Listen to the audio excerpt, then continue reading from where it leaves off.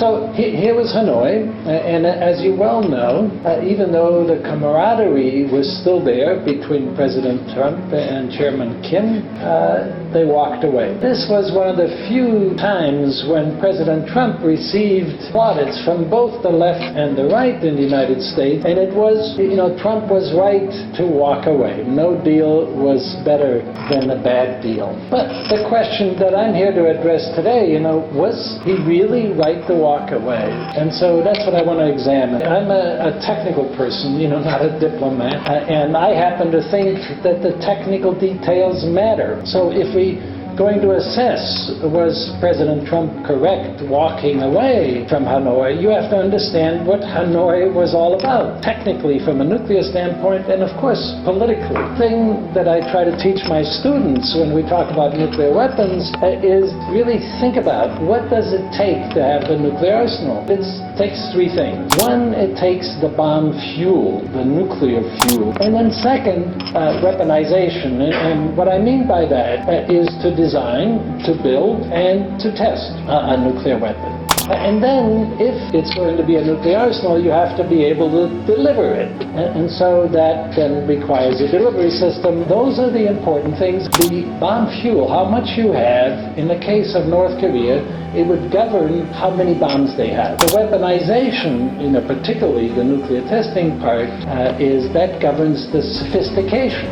And then the missile, the delivery system, it governs how threatening the nuclear arsenal is. How do we know, and how confident are we in any of these estimates? It's important to recognize that, because only then can we really have a good assessment. Today's world, it's overhead satellite imagery. North Korea is the most watched place in the entire Earth, and so there's lots of that satellite imagery. So you can watch them over the years, and then you can see when the reactor was done on the outside. However, now we are in 2019, and it doesn't look like that reactor has operated as yet. So we don't know why. It was finished outside in December of 2013, but yet it's not operating. So you'd like to be on the inside. So I've been there in North Korea, and so they've invited me in to see their nuclear facilities. In this particular visit, I was actually visiting their plutonium laboratories. And as you might imagine, from visiting those facilities and then talking to their technical people,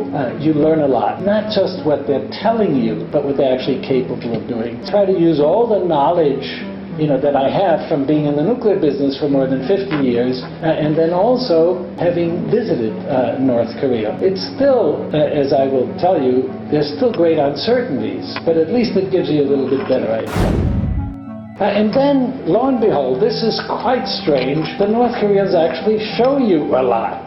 Okay, they show Kim Jong-un and before him Kim Jong-il going to these various missile and nuclear places, and you learn a lot from what you see. Of course, you don't believe everything that they show you, but nevertheless, it tells you a lot. Rather than picking out a particular year or a particular event or what one might call, what I often call provocations by the North Koreans, I don't think those are provocations. It's a story of the entire evolution of that nuclear program. We came up with the thought that, well, maybe we can track this in a visual way with colors. And so we said, well, let's color the activities that happen green if they're good from an American perspective. And the darker the green, the better. 3 shades of green. And then if they're bad, we'll make them red. The worse, the more deeper the red. So I won't take you at this point through all of those, but I'm just going to give you the mosaic of the results. Okay, here they are.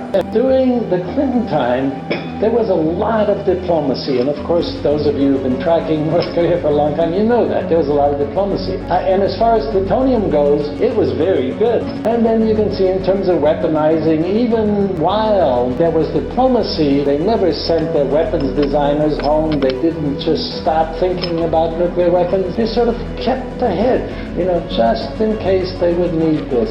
Yes, of course they were working on missiles, short-range missiles. They were selling missiles, actually. but then they had a moratorium as part of the agreed framework, which came in 1994. So then came President George W. Bush, and he and his team did not like the agreed framework. They said it was the worst deal ever made, and so they cut the diplomacy. So diplomacy went from green to red, and it took only a little while before then North Korea reestablished its plutonium capabilities. They continued uranium enrichment. They started to make some tritium, at least so we think, and then weaponization, they became serious about building the bomb, and they did. And then eventually, in terms of the summary, in 2006, they actually tested the bomb for the first time. This one didn't work so well, but they tested. And then President Obama came in, and one would have thought, with President Obama wanting to reach out his hands, if somebody unclenched their fist, that it would have gotten better, but it didn't. And so then things turned more and more red. Then in comes President Trump, for those of you who can see the last line,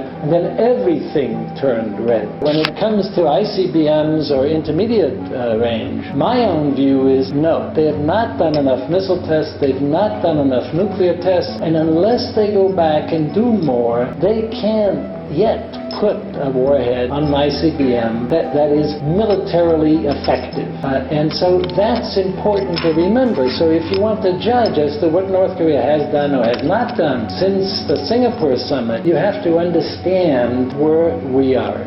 And again, this is only my estimate, because in the end, we don't know for sure. But that's a pretty bad story, isn't it? I mean, they have plutonium, they have uranium, they have some tritium, they have these bombs, they can deliver them. How could this happen? How did the whole world watch it? How did this happen? Well, one thing, the Kims were determined to do nuclear things, all the way from Kim Il-sung through Kim Jong-il, through Kim Jong-un.